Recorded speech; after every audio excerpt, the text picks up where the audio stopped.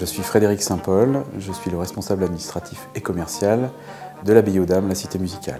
Roman Girard, responsable des relations extérieures à l'Abbaye aux Dames, donc service communication, mécénat et relations publiques. Je suis Marjorie Jalado, responsable de production à l'Abbaye aux Dames. Alors, Annie Milo, et je suis membre du conseil d'administration de l'association de l'Abbaye aux Dames, vice-présidente même d'ailleurs. Je m'appelle Jean-François Rebout, je suis membre du conseil d'administration et du bureau de l'Abbaye aux Dames. Je m'appelle Ivana et je fais un service volontaire européen à l'Abbaye aux Dames. Alors je suis Léa Parvéry, je suis graphiste à l'Abbaye aux Dames. Charlie Battaglia, je travaille ici donc en tant qu'agent d'accueil à l'Abbaye aux Dames, à Saintes. Je suis Lucie Fabriou, je suis chargée de communication à l'Abbaye aux Dames, la cité musicale.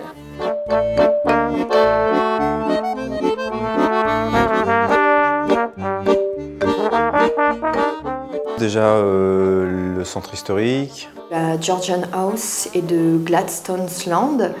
On a visité plusieurs maisons de la noblesse qui datent de 16e jusqu'au XVIIIe siècle. On a été voir la Georgian House, on a été voir The Newells. On a pu découvrir aussi un petit peu la vieille ville et ce qu'ils appellent aussi la nouvelle ville qui date, je crois, du 18e.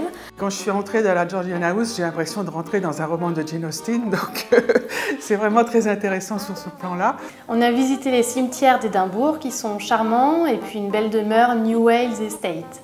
La bataille de Bruce, le roi de Bruce, dans un endroit complètement désert où finalement on fait exister à travers une représentation en 3D, un film 3D, quelque chose qui n'existe pas, qui est invisible. C'était quoi? Oui, on est allé aussi au NTS, National Trust for Scotland, où on a vu donc les quartiers généraux.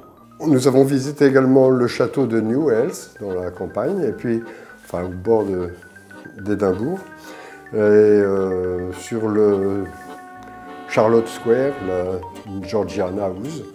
Ce sont les lieux que j'ai préférés. Donc on a visité tout un tas de lieux et j'ai été très heureux de rencontrer cette culture.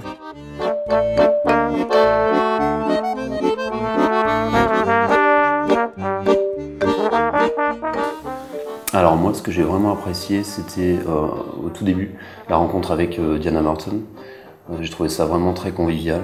Je retiens la rencontre avec Diana Morton, qui est donc chargée de la mise en place d'actions de médiation pour le City Art Center, donc un musée. Notre rencontre au City Art Center. Moi j'ai beaucoup apprécié la rencontre avec Diana Morton, parce qu'on a discuté de tous ces projets qu'elle a mis en place dans le musée. Donc le musée des arts sociaux, on a rencontré la personne qui est en charge de l'engagement auprès des communautés, que nous on a traduit par médiation. Je trouve que le terme d'engagement est un peu différent, donc on a tendance à faire des raccourcis peut-être en parlant de médiation, sachant que nous on ne sait pas exactement ce que c'est que la médiation et que c'est très difficile à définir. Et donc ça m'a beaucoup intéressé parce que le processus qui conduit à la collection ou qui met en scène le visiteur, ce que j'ai trouvé assez incroyable, c'est qu'en fait le processus compte plus que la collection elle-même. En tout cas dans ce qui nous a été exposé par la personne en charge de l'engagement auprès des communautés. Et donc ça pose la question du rapport à l'œuvre. Et moi ça m'a, à vrai dire, ça m'a beaucoup questionné. Et ça m'a troublé même. La stratégie de National Trust for Scotland pour attirer le visiteur et Georgian House qui fait appel à près de 200 bénévoles. C'est effectivement le site de la bataille de Bannockburn. C'était vraiment, on va dire, le site qui pouvait nous faire le plus penser à ce qu'on fait ici à Saintes avec Musique Aventure.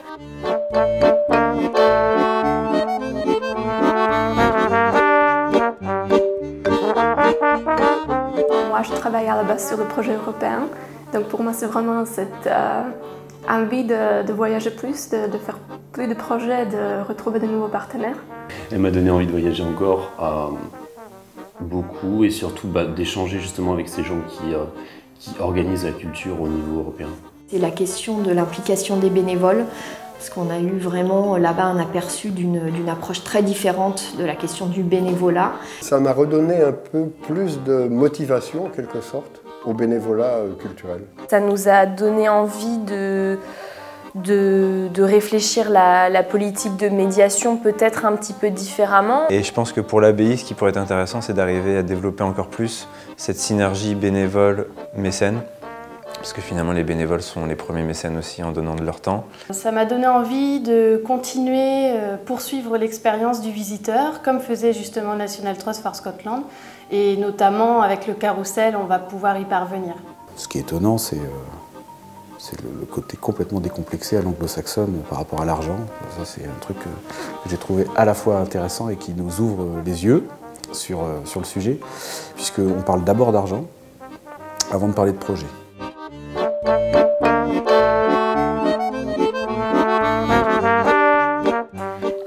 En un mot, je dirais que c'était une expérience citoyenne. Bénévoles, tout le monde en Écosse fait appel à des bénévoles. Alors c'est très difficile de trouver un seul mot. Je dirais que c'était très très riche. Je dirais enrichissant. Oui, en un mot, enrichissant. En un mot, je dirais enrichissante. Je dirais immersion. Je dirais le partage.